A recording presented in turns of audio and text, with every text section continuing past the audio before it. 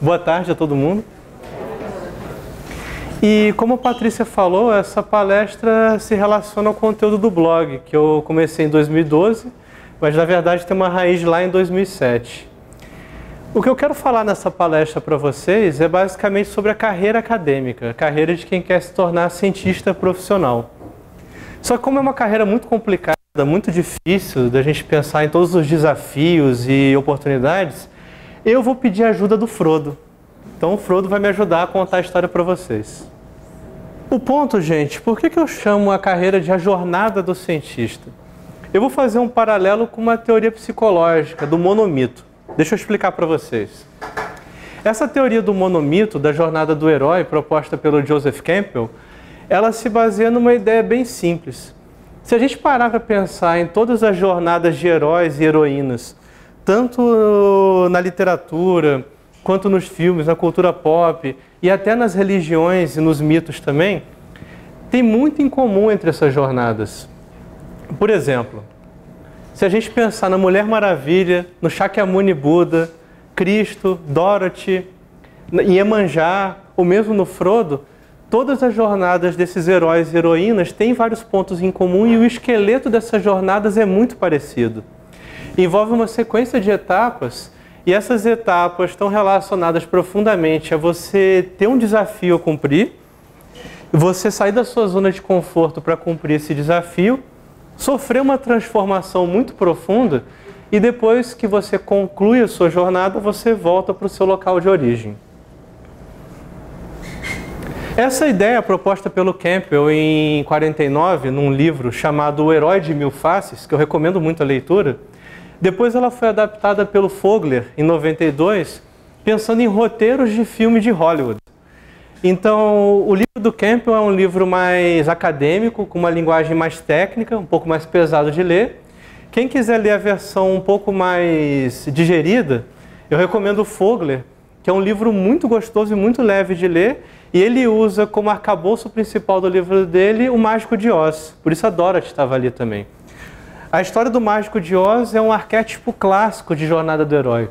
O Senhor dos Anéis, que eu prefiro, pela minha veia nerd, é um outro arquétipo clássico também de jornada do herói. Vamos ver o detalhe disso. Tudo vai começar, gente, num mundo conhecido, aquela sua zona de conforto. A cidade onde você nasceu, o reino onde você nasceu, a sua família. E nessa jornada do herói, em algum momento, você vai receber um chamado para a aventura. Aí é que a sua vida começa a mudar. A reação de todo mundo quando recebe um chamado desses, em geral, é negar no primeiro momento e aceitar depois. Com uma ajuda sobrenatural e também enfrentando guardiões de limiares, que são figuras de pessoas que tornam a sua vida um pouco mais difícil quando você quer sair da zona de conforto, você vai ultrapassar do conhecido para o desconhecido. Aí começa a sua transformação, você precisa ao longo do caminho de mentores e ajudantes para te ajudar nisso, principalmente para vencer desafios e tentações do seu caminho. Chega um momento em que você tem uma grande revelação e você vai sofrer uma morte real ou uma morte simbólica.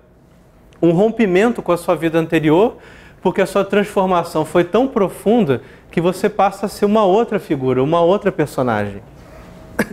Depois dessa revelação e dessa morte no abismo, você ressurge, você renasce, completamente transformado como herói ou heroína.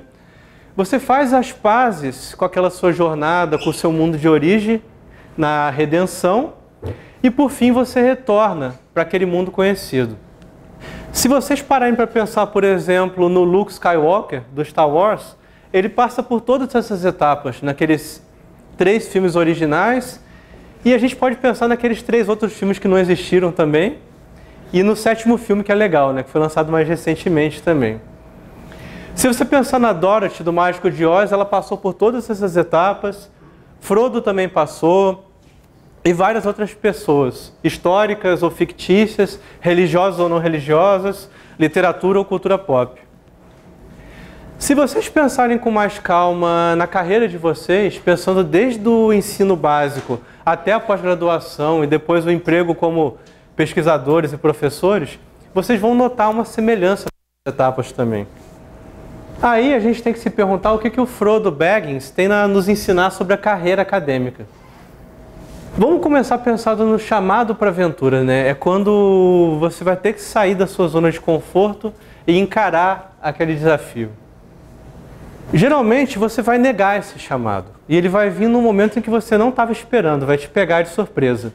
É só a gente lembrar quando o Gandalf fala para o Frodo lá no Condado ainda que aquele anel que o tio deixou para ele não era um anel comum, só de invisibilidade. Era um anel para todos dominar e para aprisioná-los na escuridão também. A partir do momento que ele descobre que o anel do tio Bilbo não era o anel do tio Bilbo, mas era o um anel, a vida dele se transforma. E a primeira reação do Frodo nesse momento era falar: olha, não quero esse trem não, toma pra você de volta. Ele vai, tenta oferecer aquilo para o Gandalf não aceita e o Frodo tem que encarar o desafio dele. É mais ou menos o tipo de desafio que você passa quando você nasce numa família pobre, por exemplo, e fala que quer fazer universidade. Ou pior, quer fazer mestrado, doutorado. A reação de muitos parentes da gente, eu passei por isso também, é falar para você: ó, isso aí é emprego de rico, não faz isso não. Você vai trabalhar numa coisa técnica, vai arranjar outro emprego, não entra na universidade, não faz pós-graduação. Eu ouvi isso da minha família toda, exceto do meu pai. E aí você tem que sair da sua zona de conforto e encarar aquele desafio também. Hoje em dia a gente pode considerar que a graduação já é um mundo mais conhecido, porque mais pessoas têm acesso a ela. Poucas pessoas, mas é mais do que 10 anos atrás, 40 anos atrás.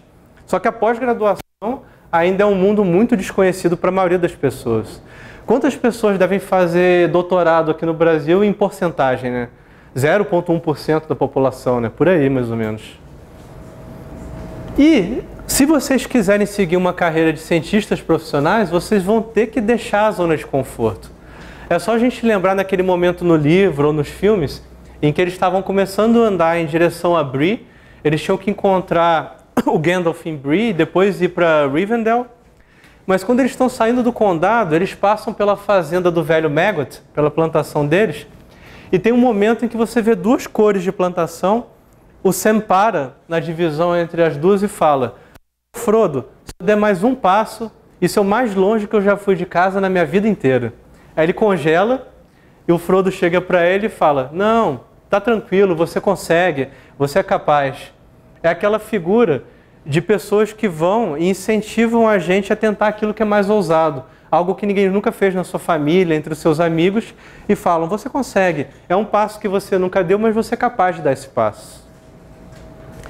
E quando eu falo de zona de conforto, um paralelo com a nossa carreira de cientista também, é que vocês provavelmente não só vão ter que deixar a zona de conforto mental, como a zona de conforto geográfica. É muito comum para quem quer ser um cientista profissional ter que mudar de cidade, mudar de estado e mudar de país, né, em estágios mais avançados da carreira.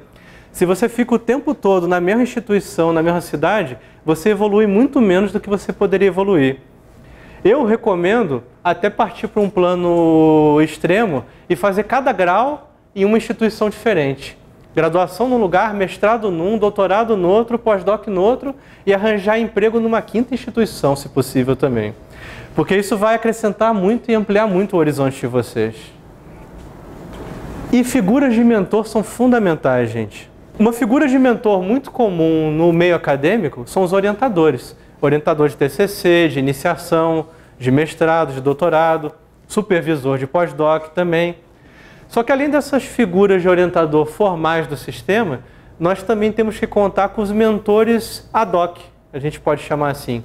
São pessoas que vão te dar conselhos em momentos cruciais, mas não te acompanham por muito tempo.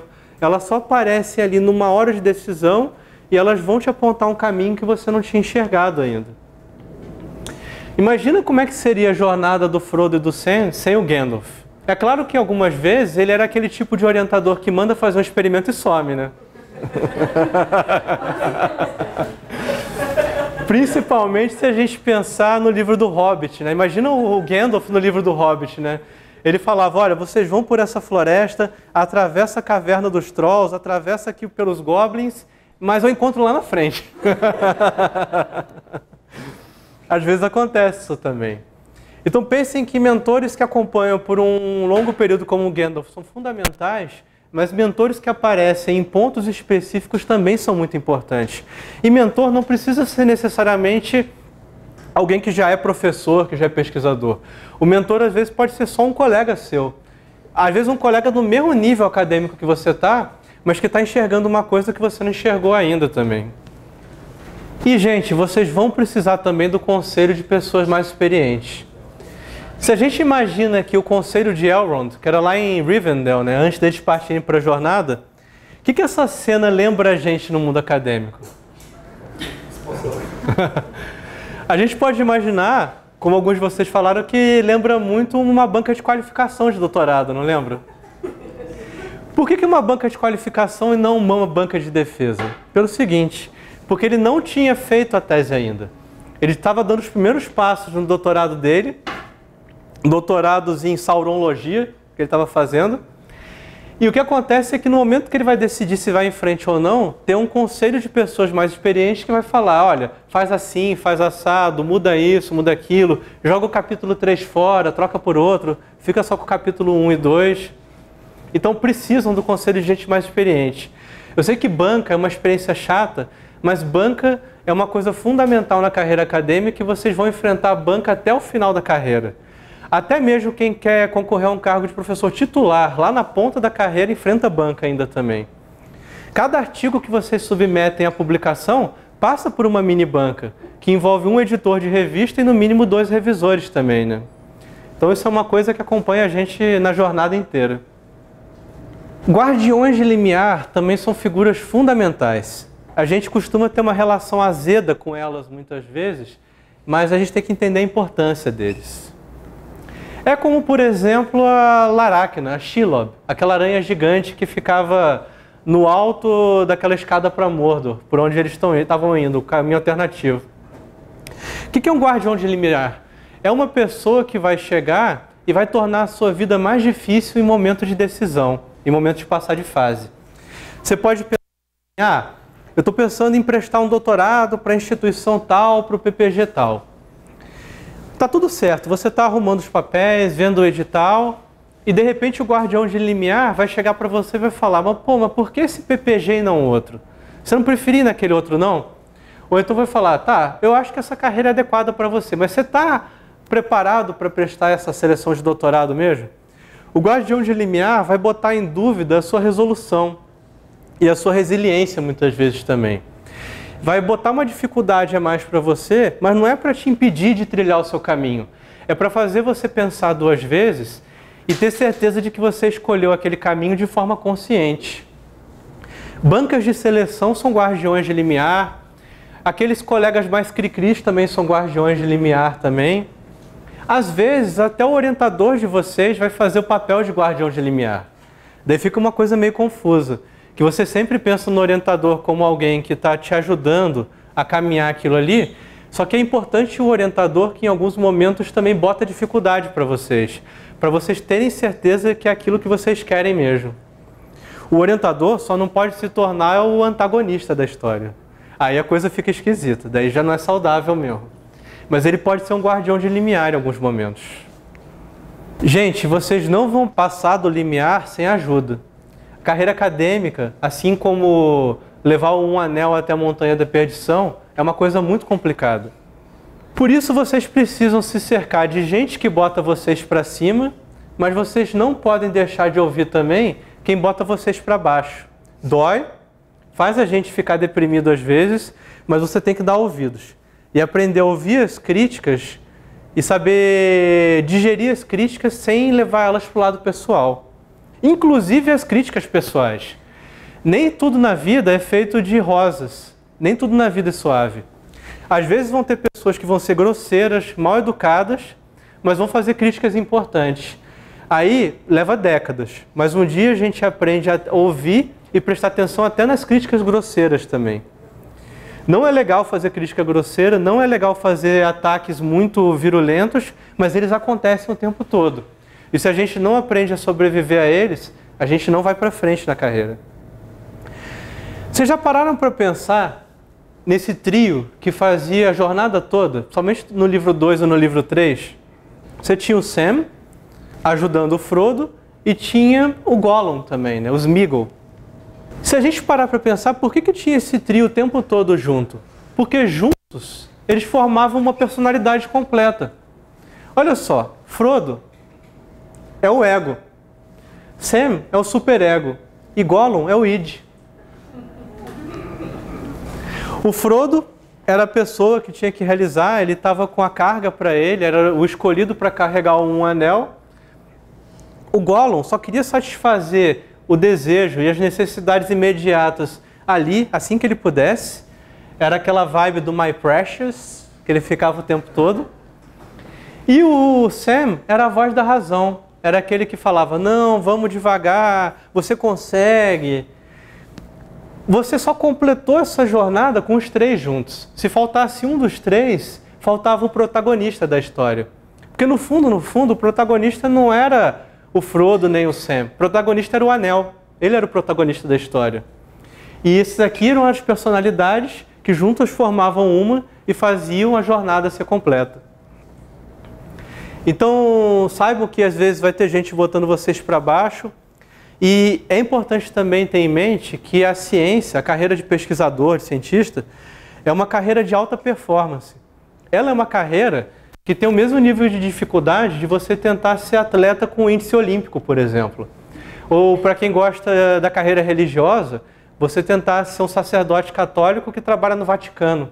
É o mesmo nível de dificuldade. Você tem que ter uma alta performance e envolve muita competição entre os pares também. Então, é fundamental nessa carreira, não só vocês investirem no treinamento de vocês, mas investirem acima de tudo na saúde mental de vocês e no equilíbrio psicológico de vocês também. Porque o tempo todo vão ter situações e pessoas que vão tirar vocês do equilíbrio psicológico. Aí vocês precisam ter todo um cuidado com a saúde corporal e mental e espiritual de vocês também, para que não seja qualquer coisa que vai tirar você do eixo. Que você possa, às vezes, sair do eixo, mas conseguir voltar, sem quebrar, né? Sem adoecer. Em pontos críticos, gente, só com ajuda vocês vão adiante. É só a gente imaginar, nesse momento mesmo lá da Shelob, da aranha gigante, que tudo teria acabado ali se não fosse o Sam lutar com ela, e ele também ter recebido um item mágico, que era a luz de Erendil. E aí ele abria a luz de Erendil, espantava a aranha e eles conseguiam prosseguir ali também. Na carreira de cientista, vocês vão colecionar itens mágicos também. Às vezes, vai ser um conselho que alguém te deu de aprender a análise X, e aí aquela análise X vai fazer toda a diferença na tese. Às vezes, vai ser algum novo artigo que saiu e alguém te deu o conselho, leia aquele artigo. E aquele artigo muda a sua tese também. Ou no começo do doutorado, no começo do mestrado, uma dica de um excelente livro para você ter a base daquele assunto que você quer investigar também. Esses são os itens mágicos que a gente vai coletando na carreira. E, inevitavelmente, você tem momentos de morte. Morte real ou morte simbólica. É claro, na academia a gente quer evitar a morte real. A gente quer tratar aqui na academia só da morte simbólica, gente. Fim de etapa e começo de uma nova etapa. E é um assunto muito sério esse, porque por ser uma carreira de alta performance, com muita competitividade, muita gente quebra ao longo do processo, perde a saúde mental e cada vez mais a gente tem tido casos de depressão e ansiedade na pós-graduação e também entre professores e técnicos da universidade. Por isso é importante a gente passar pelo abismo com mortes simbólicas, mas não mortes reais, como tem acontecido com alguns colegas da gente também. E é importante também vocês fazerem o papel de Sam um para o outro. Vocês ficarem de olho um no outro e perceber quando colegas de vocês adoecem. E quando colegas de vocês estão começando a trincar para vocês evitarem que a pessoa quebre. Lembra do Frodo, por exemplo, quando a Aracna, a Shelob, atacou ele, envolveu no casulo, aquilo foi uma morte. Ele estava passando por tanta pressão, tanto estresse, até quando ele chegou na Cidade Fantasma, subiu a escada secreta e chegou no abrigo dela, ele sofreu um burnout. Isso simboliza um burnout do Frodo, em algum momento da jornada dele. Só que ele tinha ali gente dando apoio que conseguia regenerar. Só que mesmo quando você não sofre um burnout ou um estresse muito grande, a gente tem que pensar em cada fim de etapa da carreira acadêmica como uma pequena morte, mas no sentido positivo. Por exemplo, quando vocês defenderam o TCC, a monografia, ou defenderam o mestrado, para quem já concluiu, não dá uma sensação de vazio no dia seguinte? Para quem já defendeu o mestrado, ou defendeu o doutorado? Você passa 2 anos mergulhado naquela investigação, ou 4 anos, no caso do doutorado, mergulhado, comendo, respirando e dormindo a sua tese, e aí você passa, é aprovado pela banca, você acorda no dia seguinte, o que eu faço agora? É uma sensação de luto. Eu acho que a gente poderia lidar de forma mais saudável com a carreira de um modo geral, se a gente encarasse cada transição dessas como um pequeno luto. Você tem que se resguardar, descansar, pensar no que passou e planejar o que está por vir. Qual é o próximo passo que você quer dar naquela carreira? Por isso eu sou contra emendar graduação com mestrado, emendar mestrado com doutorado, doutorado com pós-doc. Eu recomendo que vocês façam nem que seja pequenas pausas, em que vocês possam refletir sobre o que deu certo, o que não deu certo, e acima de tudo, pensar em o que vocês querem para vocês. Qual é o caminho que vocês querem seguir. De novo, ajudantes são fundamentais. Imagina, na cena final do livro, do 3º livro, do filme também, o Frodo chegou na Montanha da Perdição, entrou dentro da montanha, estava vendo o fogo da Montanha da Perdição, aquela lava lá do vulcão. Eles passaram 13 meses naquela jornada do condado até ali, comendo o pão que Sauron amassou. E naquele ponto ali, na hora que o Frodo só tinha que jogar um anel na lava, ele fraquejou. Ele sofreu a ruína, a queda de Isildur.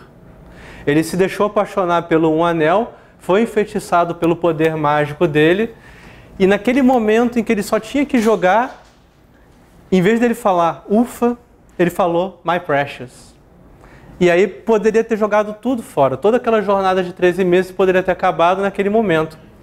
Só que por causa da obsessão do Gollum com o anel, ele foi lá, brigou com o Frodo, mordeu o dedo dele, arrancou o anel, e na briga deles o Gollum caiu na lava e acabou cumprindo a missão. Ou seja, se não fosse um pouco antes disso, o Sam arrastando o Frodo, botando ele na lomba para levar e chegar até aquele fogo, e no finalzinho, o Id aparecendo de novo para morder o dedo e fazer o anel cair na lava, você não teria cumprido aquela missão também. Às vezes, gente, quem vai ajudar vocês num ponto crítico da jornada vai ser aquela pessoa que vai falar, por exemplo, você está lá, já concluiu o doutorado, fez um pós-doc, está prestando concurso de professor ou de pesquisador e não passa. Fica lá sempre em segundo, terceiro e não passa em concurso. Às vezes vai chegar alguém ali e vai falar para você, ah, mas e se você se preparasse desse jeito e não do jeito que você está fazendo? Aí aquela ajuda no final da jornada que muda tudo e você consegue dar o passo que faltava também. Ou às vezes alguém vai falar para você, olha, você está de pós-doc nesse laboratório, essa pessoa aí está te usando. Você vai virar um pós-doc eterno ali, você não vai conseguir sair desse laboratório nunca. Muda de laboratório, faz um outro pós-doc em outro lugar, aí você vai se desenvolver e vai conseguir virar professor. É aquela ajuda final, naquele último estágio que vai fazer toda a diferença. E, por fim, vem a redenção. Você passa por essa treta toda, esse problema todo, vem as águias e te salvam. Você já estava ali no meio de uma ilhazinha, no meio da lava. Imagina só, poxa, isso é sacanagem, eles conseguirem cumprir a jornada e morrer no final, né? Morrer na praia, sendo que é uma praia de lava. Daí você consegue fazer as pazes. E por que é importante esse estágio da redenção nessa teoria do monomito? Como eu já falei aqui 4 vezes para vocês, é uma carreira muito competitiva e de alta performance. Tem gente que mesmo depois de se estabelecer e virar professor ou pesquisador na universidade, ou no instituto, ou na indústria, a pessoa não desliga a chavinha da competição, nunca. Ela continua estressada, continua pilhada, continua ligada no 330. E por que isso faz mal? Porque, gente, durante a pós-graduação, vocês vão ter que dar um gás realmente, trabalhar bastante. Claro, mantendo a saúde, mantendo a vida pessoal, mantendo a atividade física, alimentação, descanso. Precisa. Eu já te digo desde já, precisa e precisa muito, gente. As 24 horas do dia dão para tudo isso. É só uma questão de disciplina e organização mesmo. Mas o problema é que depois que você passa da pós-graduação e você deu aquele gás, Você uma hora tem que desligar a chave, você tem que fazer as pazes consigo mesmo, as pazes com a academia e as pazes com a ciência. Porque se você nunca desligar a chave, você vira um daqueles professores neuróticos. Eu sei que não existe isso. Mas supondo que exista isso, é aquela pessoa que nunca desligou a chave da competição, já está com um emprego vitalício, já está com um bom cargo acadêmico. Em vez de continuar trabalhando de forma saudável, a pessoa continua em modo de batalha, continua com um berserk o resto da vida mesmo.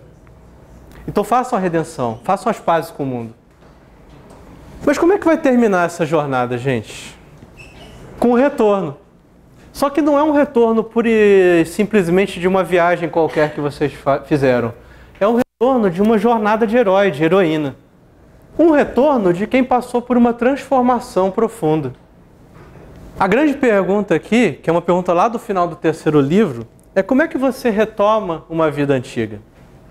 Eu não sei se algum de vocês acadêmico, tipo sanduíche, né, estágio no exterior, não é difícil retornar depois? Nossa, ouvi até um suspiro agora.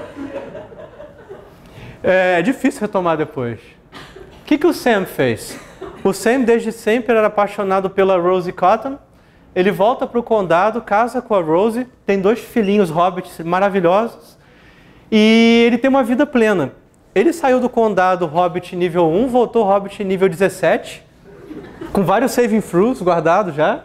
E quando ele volta mega experiente para o condado, depois, você vai lendo nos anexos e tudo, ele contribui pra caramba para o condado se desenvolver.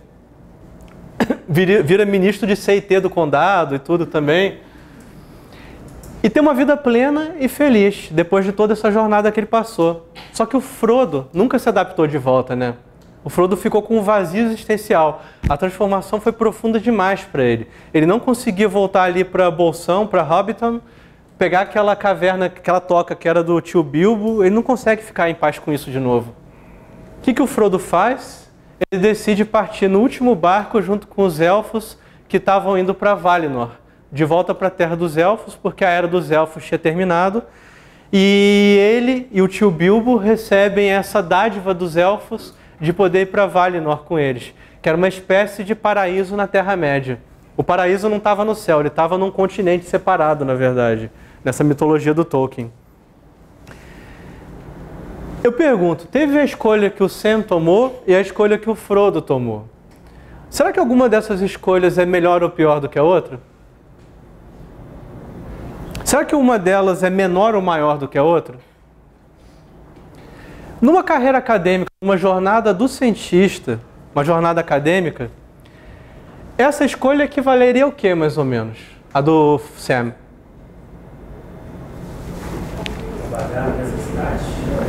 Pode ser na mesma cidade, mas assim, vamos dizer o seguinte, ele ganhou o título de doutor, virou faixa preta acadêmico. Primeiro dan só. Mas que tem outros 10 dans depois da faixa preta, né? E depois alguns ainda viram faixa vermelha e branca ainda também. Mas ele virou doutor. O que simboliza ele não ir para Valinor e ele ficar no condado? Ele quis só trabalhar, tipo, em vez de querer fazer mais pós-doc. Exatamente. Ele voltou para o mundo real e ele quis, por exemplo, abrir uma firma de consultoria. Ele quis abrir uma empresa de biotecnologia, ele podia ser empreendedor. Ele voltou para o mundo conhecido, o mundo real, e foi trabalhar na indústria, foi trabalhar numa indústria farmacêutica, abriu um escritório de patentes.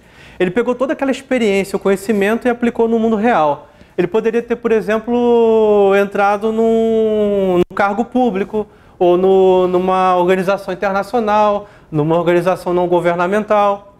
Já o Frodo, ele decidiu voltar para a academia. Ele falou, eu quero ser professor universitário, eu quero ser pesquisador, e ele decidiu que mesmo depois do doutorado ele queria não voltar para o mundo conhecido, mas ele queria continuar na academia para sempre, produzindo ali conhecimento. Então, gente, essas duas escolhas não tem essa história de melhor ou pior, não tem a questão de maior ou menor. A única questão que envolve essas duas escolhas é qual dessas duas escolhas é adequada para cada um de vocês. E aí é uma reflexão interior que vocês têm que fazer e pensar. Condado ou Valinor? No blog, eu fiz uma versão nerd dessa jornada. Ah, não era nerd até agora, né? Só um cadinho.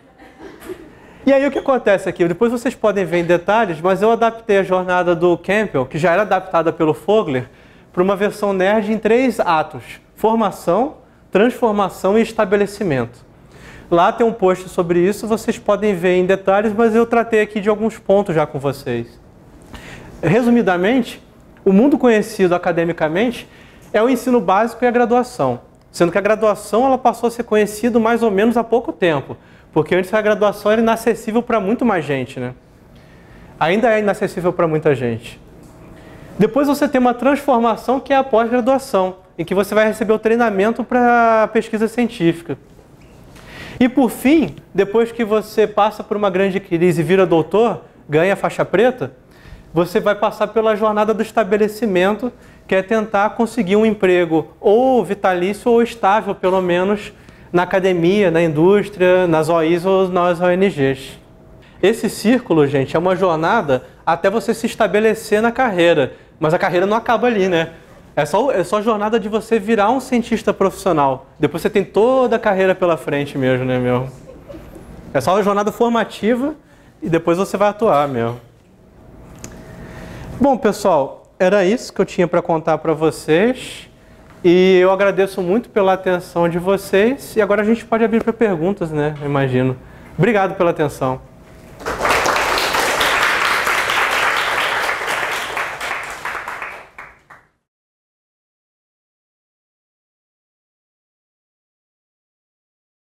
Por que você acha que o professor tem que acalmar depois que ele atinge uma carreira estável, se o meio acadêmico exige que ele seja competitivo para sobreviver? Então, ele precisa ser competitivo, mas o grande detalhe aí é você se manter competitivo, sempre se atualizar, fazer descobertas, criar novidades, sem ficar paranoico. É uma fronteira muito tênue e que é muito fácil você cruzar essa fronteira sem perceber. O competitivo consigo mesmo. Até você se estabelecer, você está competindo principalmente com seus pares, por posições, bolsas e empregos. Depois que o seu sustento e da sua família está garantido, você pode sossegar essa adrenalina toda e aí falar, beleza, agora eu estou competindo para descobrir coisas, para fazer inovações tecnológicas, para isso. É muito tênue a diferença, mas ela é a diferença entre a saúde e a doença. É perigosa. Você falou que droga que você acabou de pegar um anel e a gente aqui tá com inveja dessa fase. A gente já passou, já entregou o anel, lembra dessa fase com saudade. Tem isso também, né? Tem sim. É até uma certo, em parte, um pouco é um viés cognitivo que a gente tem, que é o efeito de retrospectiva, né? A gente costuma sempre achar que o passado é melhor do que o presente e do que o futuro normal. Mas uma coisa é verdade, assim, dentro disso que você falou. A gente, em cada etapa, acha que está muito atarefado, que tem muita coisa para fazer, é tudo muito difícil. Mas eu tranquilizo vocês, a próxima etapa é sempre mais difícil.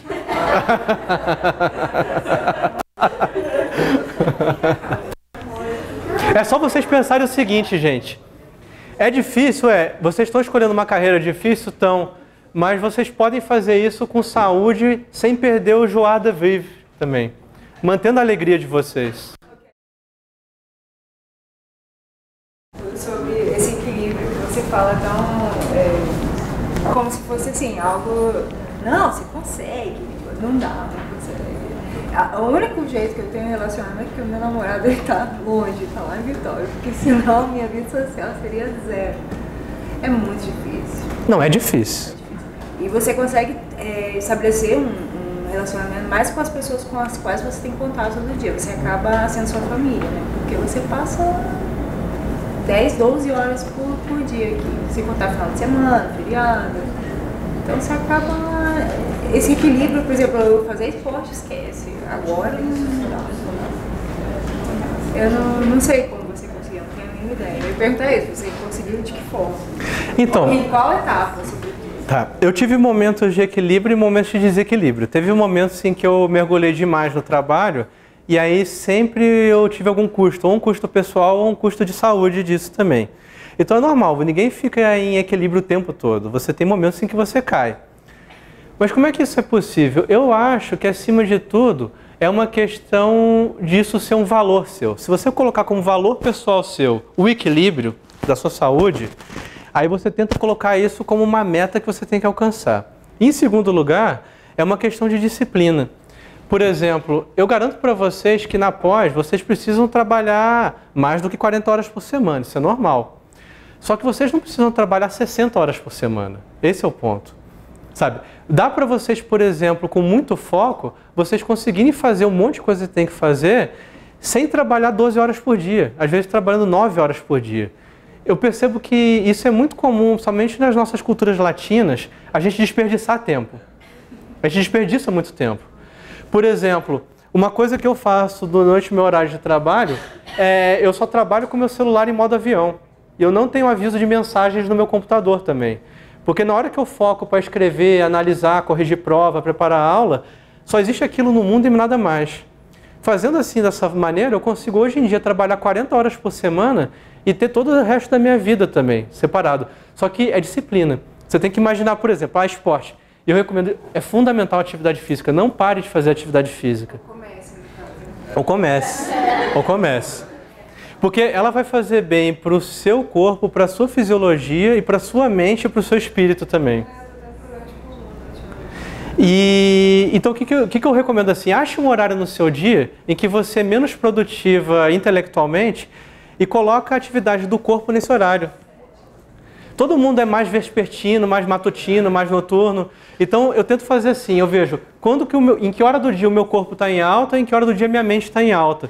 E aí eu tento botar as atividades adequadas para cada horário do meu corpo também. É disciplina. É muito. É disciplina.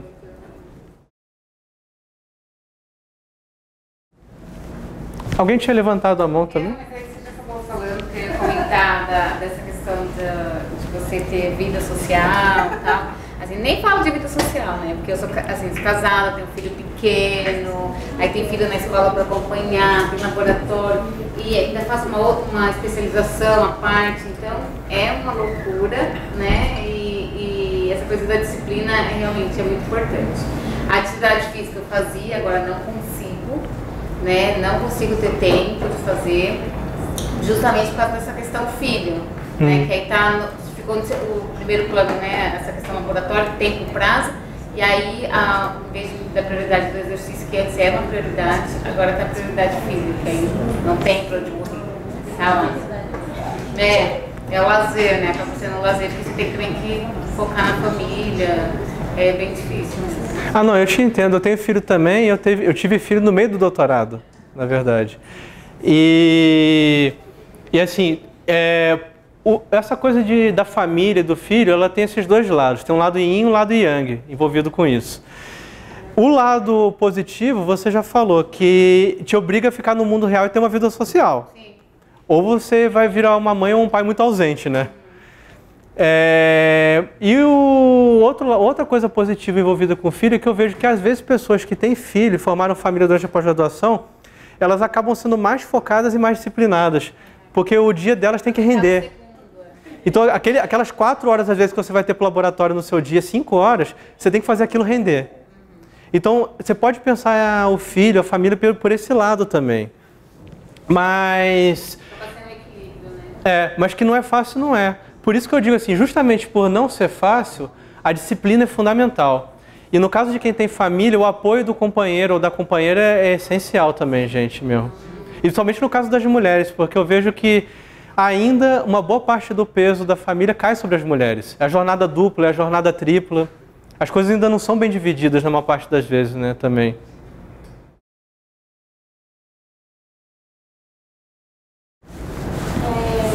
Eu acho muito interessante que você passou no ponto da saúde mental. Isso é uma coisa que eu acho essencial para ser discutida na sua graduação. E eu queria saber de você, porque ultimamente tem se falado muito, né, que os casos estão aumentando de depressão, de ansiedade. Eu queria saber se você acha que realmente o ambiente está ficando mais competitivo e está sendo mais propício que essas doenças aflorem e tudo mais, ou se você acha que as pessoas simplesmente estão falando mais sobre isso, estão tendo uma maior abertura, ou se realmente as coisas estão ficando piores, porque eu vejo que o cenário está piorando, sabe? É o meu ponto de vista, assim, eu acho que realmente a gente está tendo um número muito grande desse tipo, não só na academia, assim, na população de uma forma geral. E eu queria saber de você, como é que você enxerga isso? Então, eu acho que não precisa ser uma coisa ou outra. Eu acho que todos esses fatores têm uma importância no que a gente está vivendo hoje em dia. Na minha experiência na carreira, eu acho assim que a pós-graduação sempre foi um ambiente de muita pressão. Uma coisa que mudou é a conscientização, porque antigamente muita gente quebrava, assim como quebra hoje, só que a diferença é que ninguém ligava.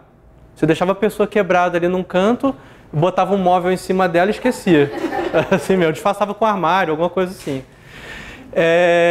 Hoje em dia tem mais conscientização de que a gente não pode abandonar essas pessoas e que você tem que prevenir esses problemas. Isso é um ponto. Outro ponto importante, e esses pontos não são mutuamente exclusivos, é que a sociedade toda está doente, não só a academia. E isso pelo modo de vida moderno. Tem alguns estudos apontando que uma das principais causas desse adoecimento mental das pessoas hoje em dia no mundo todo e não só na academia é a falta de contato interpessoal verdadeiro. A gente está trocando a vida real pela online, gente. E a vida online não substitui a vida real.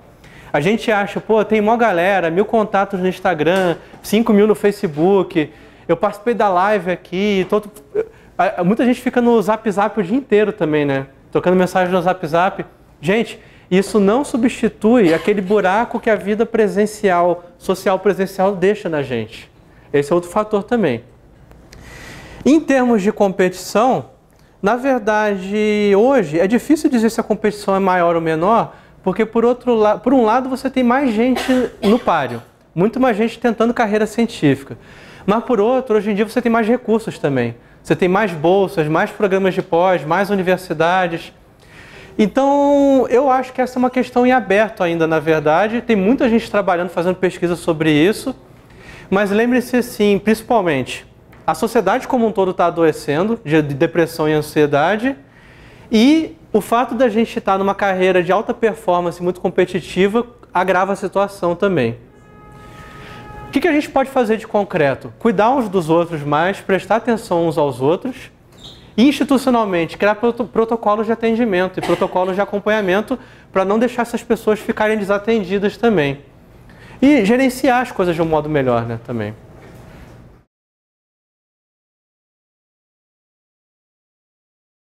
Vou fazer um comentário que muitas vezes esse equilíbrio a gente não consegue manter mesmo, nem fazendo uma atividade, essas coisas.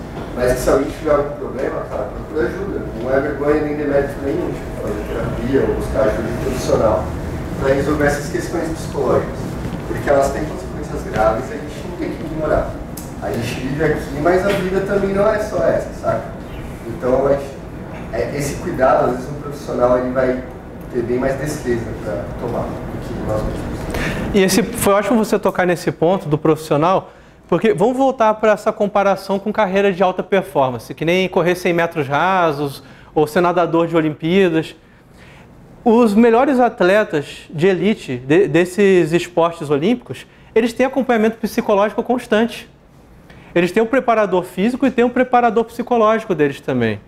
Gente, na academia vocês precisam também disso, porque é uma carreira que vai envolver esse alto desempenho e essa alta competição, igualzinho às Olimpíadas.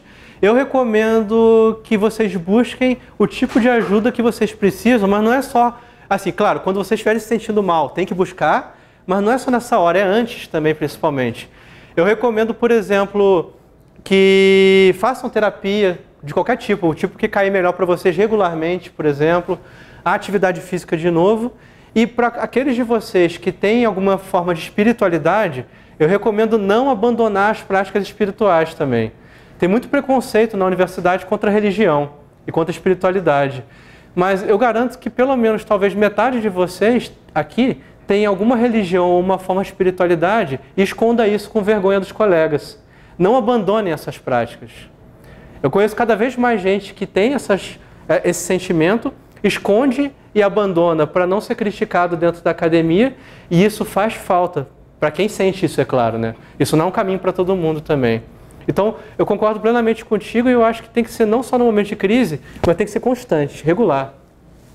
Esse acompanhamento das pessoas mesmo.